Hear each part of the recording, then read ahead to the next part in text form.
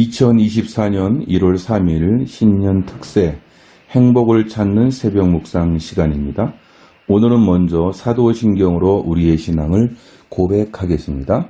전능하사 천지를 만드신 하나님 아버지를 내가 믿사오며 그 외아들 우리 주 예수 그리스도를 믿사오니 이는 성령으로 잉태하사 동정녀 마리아에게 나시고 본디오 빌라도에게 고난을 받으사 십자가에 못 박혀 죽으시고 장사한 지 사흘 만에 죽은 자 가운데서 다시 살아나시며 하늘에 오르사 전능하신 하나님 우편에 앉아 계시다가 저리로서 산자와 죽은 자를 심판하러 오시리라.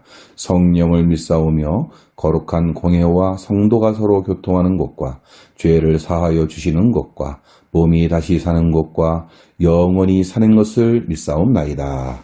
아멘. 찬송가 433장 찬송하겠습니다.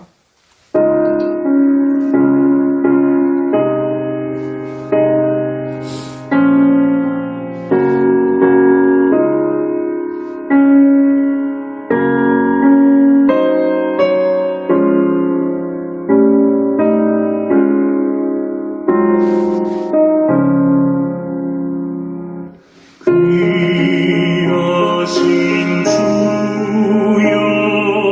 나를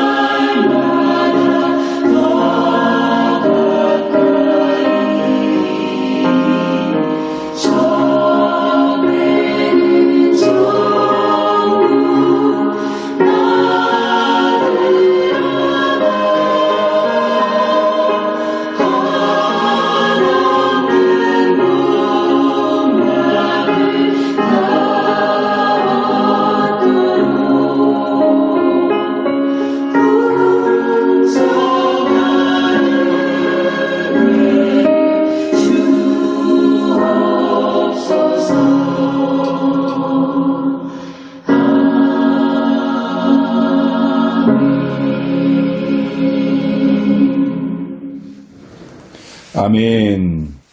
오늘 주실 말씀은 마태복음 23장 25절에서 28절입니다. 마태복음 23장 25절에서 28절까지의 말씀, 다 함께 하나님의 말씀을 합독하도록 하겠습니다. 화 있을진저 외식하는 서기관들과 바리새인들이여, 잔과 대접의 겉은 깨끗이 하되 그 안에는 탐욕과 방탕으로 가득하게 하는도다. 눈먼 바리새인이여, 너는 먼저 안을 깨끗이 하라. 그리하면 겉도 깨끗하리라. 화 있을진저 외식하는 서기관들과 바리새인들이여, 회칠한 무덤 같으니 겉으로는 아름답게 보이나 그 안에는 죽은 사람의 뼈와 모든 더러운 것이 가득하도다. 이와 같이 너희도 겉으로는 사람에게 옳게 보이되 안으로는 외식과 불법이 가득하도다. 아멘. 오늘은 껍데기를 버리라는 말씀입니다. 예수님은 속을 알기 어려운 사람, 겉과 속이 다른 사람을 가리켜서 외식하는 자라고 말씀하셨습니다. 여기서 외식하라는 그런 이 말은 연극 배우라는 의미를 내포하고 있습니다. 다른 사람에게 자신을 좋게 보이려는 생각으로 속 사람을 감추고 드러나는 겉만 멋지게 하는 사람, 가식적인 무대 연기를 연출하는 사람을 뜻합니다. 드라마나 영화를 보면서 주인공이나 악역을 연기하는 사람들을 향해 사람들은 욕을 합니다. 그러나 그것은 그 사람을 욕하는 것이 아니라 연기자가 맡은 역할에 대해서 욕하는 것입니다. 과거에 악역을 한 사람을 보면 지나가던 사람이 욕을 하고 그랬다고 합니다. 그 사람의 본질이 아닌데 너무 억울하다고 다음에는 선한 이미지의 역을 맡고 싶다고 그러는 분을 보았습니다. 오늘 본문에 보면 서기관들과 바리새인들이 나옵니다. 이들은 스스로를 하나님의 일꾼이라고 자처하며 종교적 율례와 규범을 준수하면서 정말로 완벽한 사람들이었습니다. 기도를 열심히 했고 11조도 철저히 드렸고 구제도 많이 했습니다. 뿐만 아니라 그들은 높은 학식을 쌓아 놓은 자들이었고 당대의 소소한 법적 문제도 해결해주는 영향력을 행사하는 사람들이기도 했습니다. 그러므로 그들은 사회적 지위와 종교적인 열심 때문에 당대의 많은 백성들로부터 존경을 받았습니다. 그런데 예수님은 그들을 향하여 화 있을진저 너희에게 화가 있을 것이라고 섬뜩한 말씀을 하셨습니다. 도대체 무슨 이유 때문에 예수님께서 그들을 그렇게 평가했을까요? 예수님은 보통 사람들과는 다른 각도에서 그들을 보셨습니다. 예수님은 그들의 중심을 보셨습니다. 물론 겉과 속을 같이 보셨습니다. 예수님은 겉과 속이 다른 그들의 삶을 이렇게 설명하고 있습니다. 오늘 말씀 27절에 보니까 화 있을진저 외식하는 서기관들과 바리새인들이여, 회칠한 무덤 같으니 겉으로는 아름답게 보이나 그 안에는 죽은 사람의 뼈와 모든 더러운 것이 가득하도다라고 말씀하셨습니다. 가만히 생각해 보십시오. 처음 예수님을 믿겠노라고 고백했을 때의 감동, 세례를 받았을 때 처음 성찬과 떡과 포도주를 마실 때의 우리의 마음 심령의 상태, 처음 직분을 받았을 때의 감동, 여러분의 마음과 자세는 얼마나 진지했습니까? 교회에서 처음 대표 기도를 하게 되었을 때 떨리는 마음으로 기도문을 준비하여 연습하고 기도를 했던 시절이 있었을 것입니다. 그런데 교회에 3년, 5년, 10년 다니는 동안 기도를 시키면 습관처럼 유창하게 기도하는 것이 어쩌면 익숙해진 기술자의 모습이 아닐런지요. 하나님은 기술자를 원치 않으십니다. 신령과 진정으로 하는 것을 원하고 계십니다. 처음 직분을 받아 일하는 기쁨과 감사로 그때 하였지요.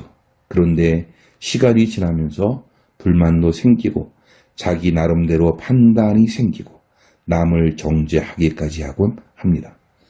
여러분, 신앙생활의 기술자가 되어서는 안 됩니다. 저도 순간순간 기술자 목사가 되지 않기 위해서 매주일 두렵고 떨리는 마음으로 설교를 준비하고 전하는 목사가 되게 해달라고 기도하고 있습니다. 우리는 너무 익숙해 있고 너무 잘합니다. 그러다 보니 감동을 잃어버렸습니다. 이것이 바로 바리새인과 서기관들과 다를 것이 무엇이겠느냐라는 것이죠. 어느 신혼부부가 있었습니다. 남편은 아내를 너무 사랑해서 자기가 출근하면 집에 홀로 있어야 하는 아내에게 미안해서 작은 메모지에 사랑합니다라고 쓰고 그 쪽지를 이곳저곳에 숨겨 놓았습니다. 아내가 옷을 입고 호주머니에 손을 넣으면 이상한 것이 잡힙니다. 사랑해요. 아내는 놀랍고 행복했습니다. 물을 마시기 위해서 냉장고 문을 열면 거기에도 사랑합니다 라는 쪽지가 있었습니다. 밥을 먹기 위해 냄비 뚜껑을 열어도 사랑합니다.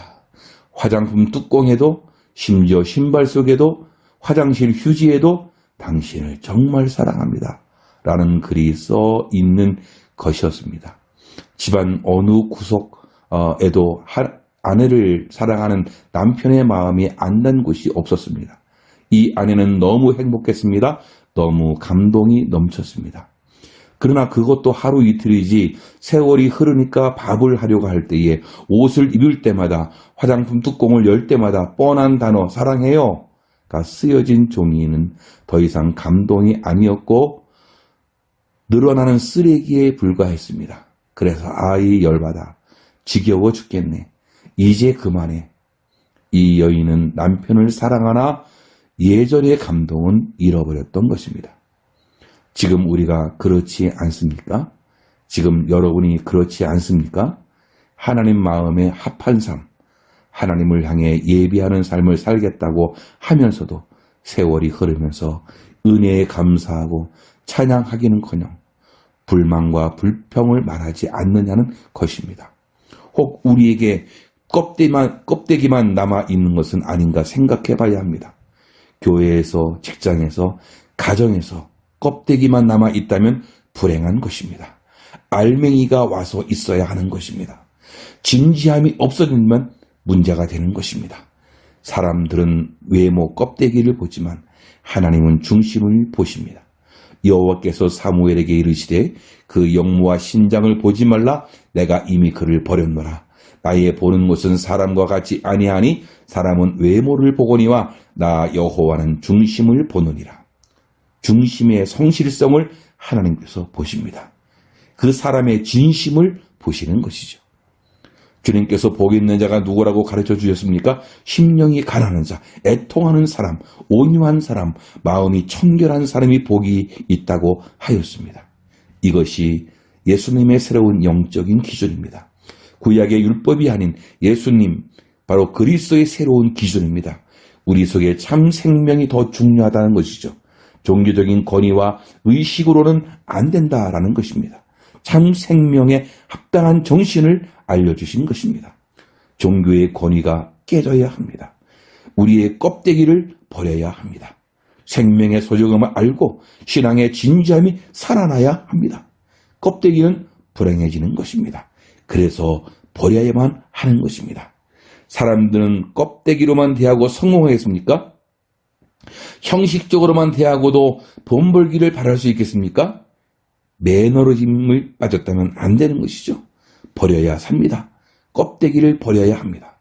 그래야 진정한 행복을 찾을 수 있습니다. 나는 대충하고 남은 자기를 제대로 대해주기를 바라고 한다면 그게 되겠습니까?